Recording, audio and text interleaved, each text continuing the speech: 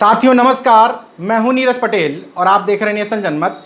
किसी हथनी की मौत पर कम्युनल एंगल का झूठ फैलाना हो या चुनाव के समय में गाय गंगा गौमूत्र जैसे साधनों का चुनावी उपयोग करना हो, एक पार्टी विशेष के लोग सबसे पहले आगे आते हैं। उसी पार्टी के माननीय विधायक जी को वन्यजीव अभयारण्य और उसमें मछली मारने की सजा का शायद पता ही नहीं है। यही वजह है कि एक वन्यजीव अभयारण्य में तैनात रेंजर यानी कि वन क्षेत्राधिकारी को फोन करके धमका रहे हैं।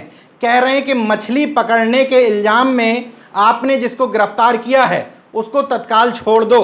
हैरत की बात यह देखिए कि विधायक जी मछली पकड़ने को, मछली मारने को क्राइम ही नहीं मान रहे हैं। वो कह रहे हैं कि क्या वो लकड़ी काटते हुए पकड़ा गया। विधायक जी को शायद ये पता ही नहीं है कि वाइल्ड लाइफ एक्ट की धारा 9/51 के तहत अगर पहली बार कोई मछली पकड़ते हुए पकड़ा गया प्रतिबंधित क्षेत्र में तो उसको 3 साल तक की सजा का प्रावधान है, और अगर यही क्राइम दूसरी बार हुआ है तो 7 साल तक की सजा दी जा सकती है। लेकिन विधायक जी ने सोचा होगा कि मैं तो एक रेंजर को फोन कर रहा हूं, मछली मारना, मछली पकड़ना कौन से बड़ा गुनाह है। इसलिए एक बंगाली ब्राह्मण की सिफारिश में न सिर्फ उन्होंने फोन किया बल्कि बेहद बदतमीजी से एक रेंजर यानी कि वन क्षेत्राधिकारी से बात भी की। ये पूरा मामला दमोह जो मध्य प्रदेश के बुंदेलखंड क्षेत्र में आता है, वहां से जवेरा एक विधानसभा है, बीजेपी के विधायक हैं धर्मेंद्र सिंह लोधी।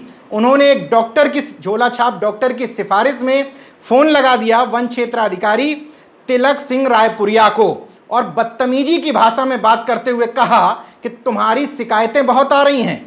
अगर आप इस बात की कंप्लेंट करते कि वो रेंजर कहीं उगाही कर रहे हैं जो बातचीत में कहीं जाहिर नहीं हो रहा है, वो सीधे सीधे कह रहे हैं कि तत्काल प्रभाव से इसको छोड़ दो क्योंकि एक विधायक कह रहा है। लेकिन तिलक सिंह रायपुरिया भी कहते हैं कि विधायक जी मैंने उसको रंगे हाथों पकड़ा है इसलिए नहीं छोड़ पाऊंगा। यही उनकी जिम्मेदारी है और यही उनकी ड्यूटी है। पूरा वाकया जिसकी ऑडियो रिकॉर्डिंग है आप सुन लीजिए, फिर आगे की बात बताता हूं।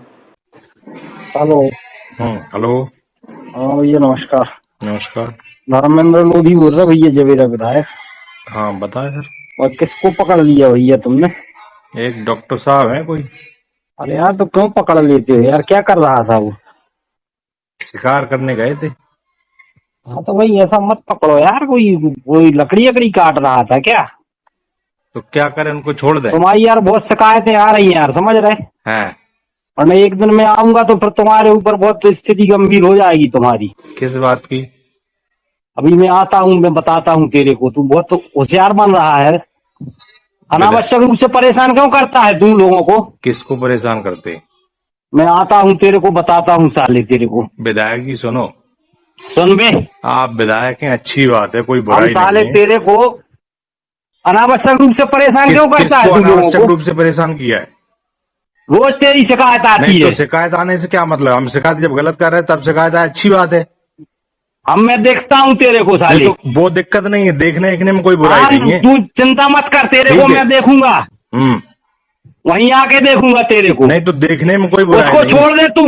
किसको? कार्यकर्ता है वो हमारा, वो भले बना रहा है, वो नहीं छूटेगा वो। अब मैं देखता हूँ तेरे को। देख आज लो, कोई दिक्कत नहीं है।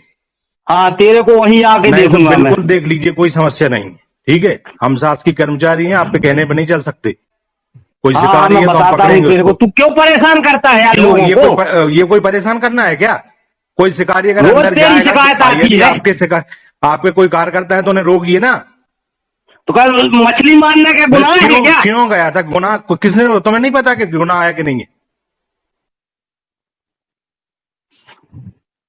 तेरे को मैं दिखवाता हूँ जाले बिल्कुल तेरे को। दिखवा लीजिए, कोई दिक्कत नहीं है। ठीक है, हाँ मैं जानता हूँ तेरे को, तू बहुत बड़ा जान लो, बन रहा है कोई ना। बुराई नहीं है इसमें, कोई बुराई नहीं। मैं स्वयं आता हूँ वहाँ, तो बिल्कुल 1000 लोगों के साथ घेराव करूंगा तेरा। बिल्कुल बिल्कुल, आपको खुली छूट है, आराम से चलिए, जब आना हो तब आ जाइए।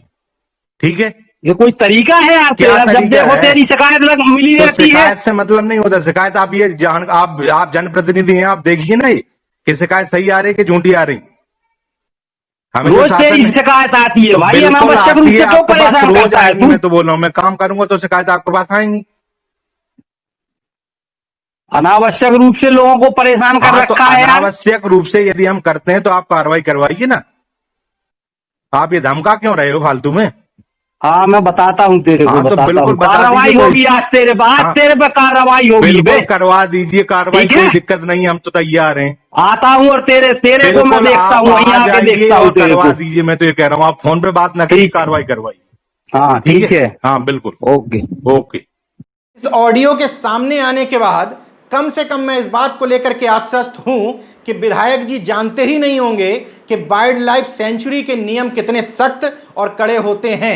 ये पूरा वाकया नौरादेही वाइल्ड लाइफ सेंचुरी से जुड़ा हुआ है, जो तकरीबन 1200 वर्ग किलोमीटर के क्षेत्र में फैला है। सागर, दमोह, नरसिंहपुर 3 जिलों में इसका विस्तार है।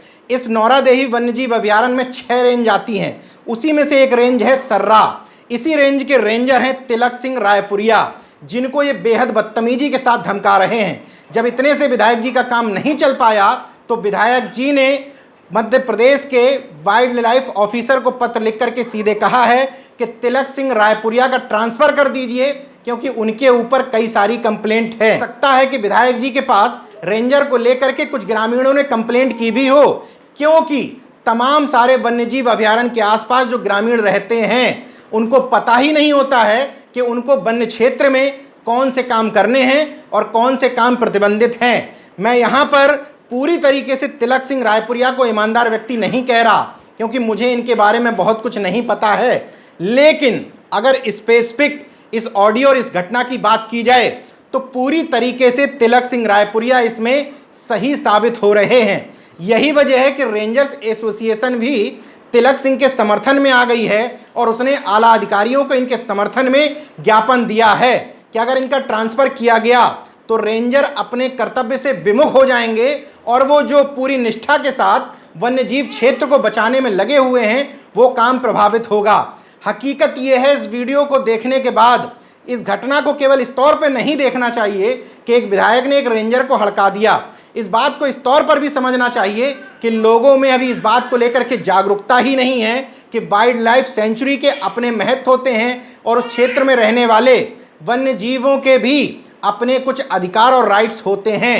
वाइल्ड लाइफ और इंडियन फॉरेस्ट एक्ट के तहत ये एक अपराध है।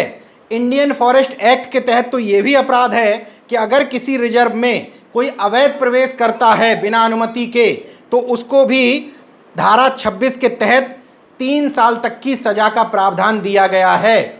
विधायक जी शायद इतने कानून नहीं जानते होंगे, इसलिए वो सीधे सीधे रेंजर साहब को धमका रहे हैं। मैं मध्य प्रदेश के लोगों समेत तमाम सारे प्रकृति प्रेमियों से अपील करता हूं कि इस घटना को किसी विधायक से किसी रेंजर से विवाद के तौर पर मत देखिए, इसमें रेंजर का समर्थन करिए, क्योंकि वन्यजीव क्षेत्रों को अगर बचाना है तो वन विभाग के अधिकारियों कर्मचारियों को पूरी निष्ठा और नैतिकता के साथ काम करने देना होगा। साथ ही साथ वन विभाग से जुड़े हुए अधिकारियों और कर्मचारियों को भी पूरी निष्ठा के साथ काम करना होगा। कई जगह ऐसी कंप्लेंट आती हैं कि वन विभाग की मिलीभगत से ही वन्य क्षेत्र को अन्य लोग अवैध कब्जा कर लेते हैं, वहाँ की लकड़ी से लेकर के तमाम सारी चीज़ें बेच दी जाती हैं, वहाँ जो जानवर पाए जाते हैं उनका अवैध शिकार करवाया जाता है। देखते रहिए नेशन जनमत, जागरूक और सजग बने रहिए। मैं दोनों तरह के लोगों से अपील करूंगा कि वन क्षेत्र को बचाने के लिए, वन्य जीवों को बचाने के लिए सख्ती से नियमों का पालन होना चाहिए। जय विज्ञान, जय संविधान, जय लोकतंत्र। धन्यवाद। तो अगर आपने मेरा YouTube चैनल सब्सक्राइब नहीं किया तो प्लीज़ सब्सक्राइब कर लें और उस बेल आइकन पर जरूर क्लिक करें, जिससे जो मेरे न्यू वीडियो है